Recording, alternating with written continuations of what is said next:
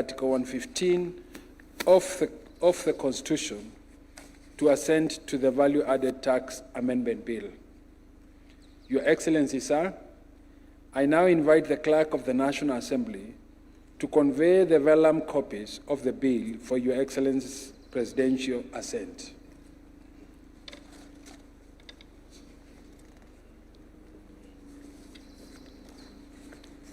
Your Excellency, good morning, Your Excellency.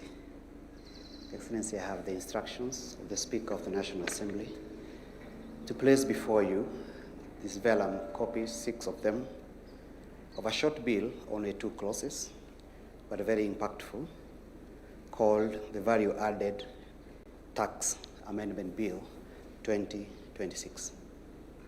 This bill, Your Excellency, was introduced in the House by the Deputy Leader of the Majority Party, the distinguished member for Kilifi North, on behalf of the Majority Party.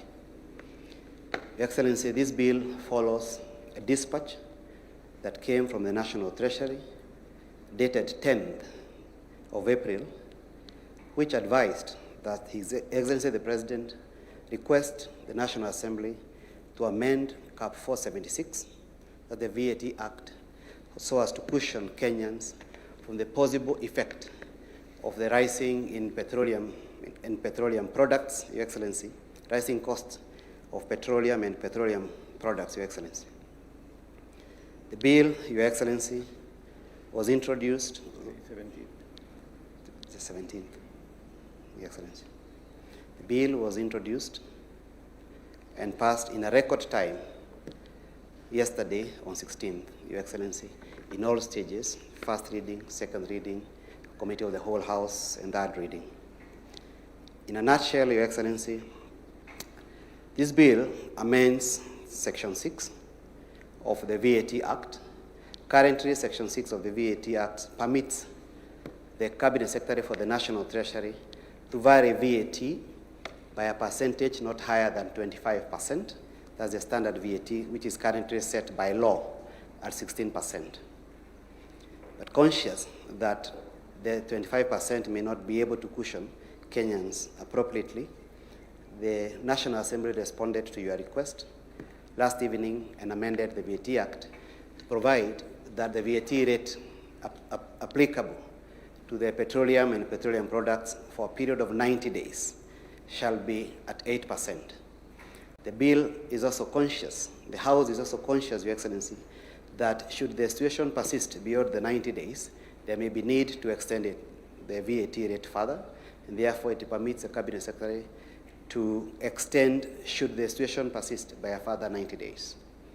The bill is to come into effect, Your Excellency, on 15th of this month, being the date contained in your request to the National Assembly, Your Excellency.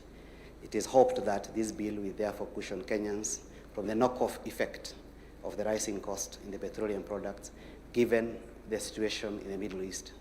Your Excellency, I seek your leave to end my commission for the day.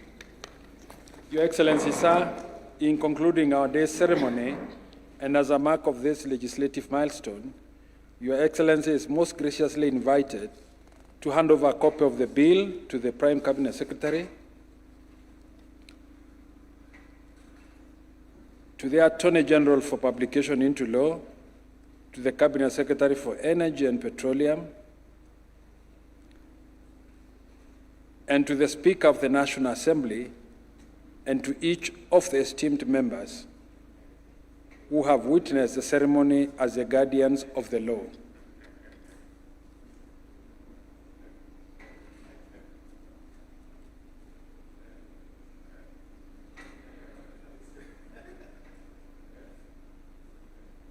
Sir, in a symbolic display of the interdependence between the legislature and the executive, Your Excellency will open and display a ceremonial copy of the Act, while all the other members display an encased closed copy of the Act.